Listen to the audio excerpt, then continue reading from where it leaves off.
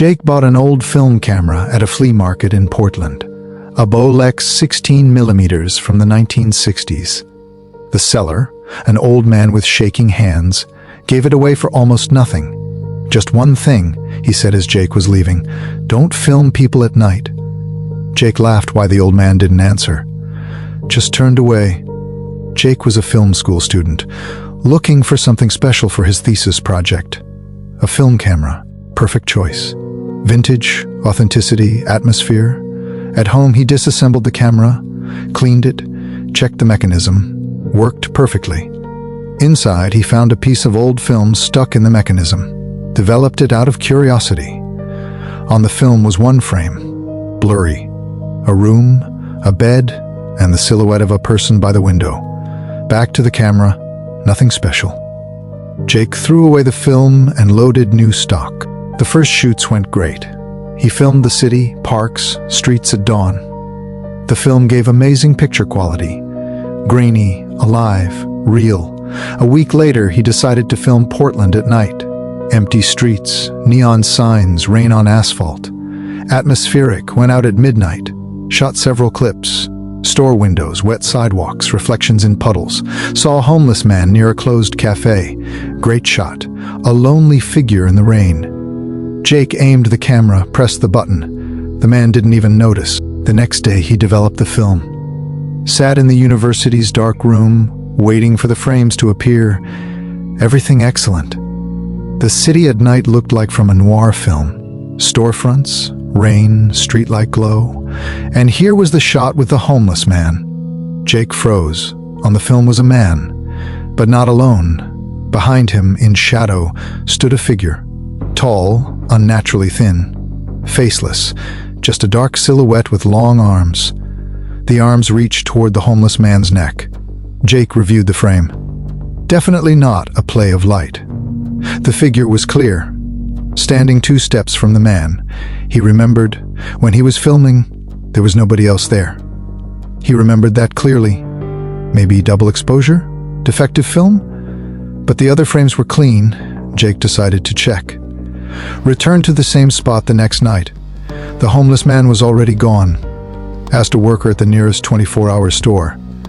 "Hey, there was a guy who usually sat here, homeless. Where'd he go?" The cashier shrugged. "Don't know. Haven't seen him for like 5 days." Jake felt a chill. Coincidence? Probably. But he decided not to film people at night anymore. The old man's words came back unpleasantly clearly. A week passed. Jake almost forgot about the incident. Continued shooting his project. Only landscapes, architecture, no people. Until his girlfriend Emma asked, "Film me. I want a retro-style shot for Instagram." "Let's do it during the day," Jake said. "No, I need evening, sunset, romantic," he agreed. Sunset, not night. Everything would be fine. They drove to St. John's Bridge. Emma stood by the railing, hair blowing in the wind. Perfect shot. Jake filmed several takes. The sun was setting, getting darker. The last shot he took when it was almost dark. "Okay, that's enough," he said. "It's dark already." At home, he developed the film the next day. The first frames were beautiful. Emma against the sunset, bridge, river, the last frame. Jake dropped the loop. Behind Emma, on the bridge, stood the same figure. Tall, dark, faceless, arms extended, almost touching her shoulders. And more, Emma in the photo wasn't looking at the camera. She was looking back, over her shoulder, directly at the figure, face distorted with horror. But when he was filming, she was smiling.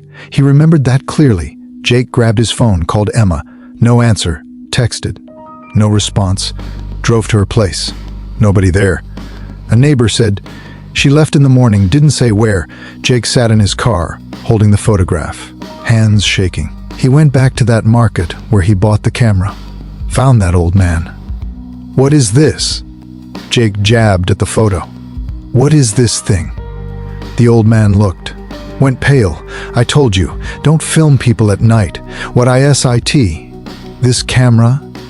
The old man spoke with difficulty. "It belonged to my brother. He was a documentary filmmaker, shot crime footage. Once he filmed a murder. Accidentally. The camera was running when he was walking at night, and it recorded someone being killed in an alley. So what? He developed the film, saw the killer, but also, he saw something else. Behind the killer, a shadow, same as in your photo. He thought, defective film.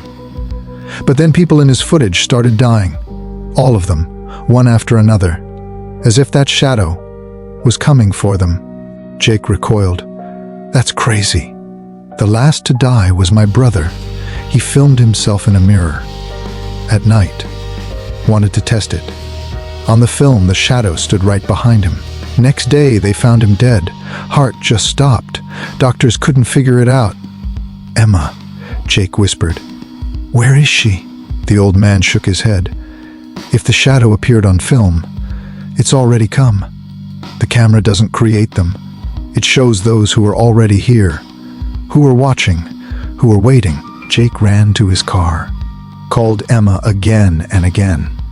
Finally, she answered, voice sleepy. Jake, what the hell? I'm sleeping. Where are you? Home. Why? Don't go out. Lock the door, windows, don't go anywhere. Are you high or something? Listen to me. Don't leave the house. I'm coming right now. He hit the gas, raced across the city, got there in 15 minutes. Door open. Emma? Silence. He ran inside. Living room empty. Kitchen empty. Bedroom. Emma lay on the bed, motionless. Eyes open, staring at the ceiling. Jake rushed over, shook her. Emma! Emma! She gasped, blinked, looked at him. What? What happened? You're alive. Of course I'm alive, idiot. I was sleeping. You scared me, bursting in like... She stopped short, looked past him. At the window, face went pale. Jake. Who is that? He turned around. At the window outside stood a figure.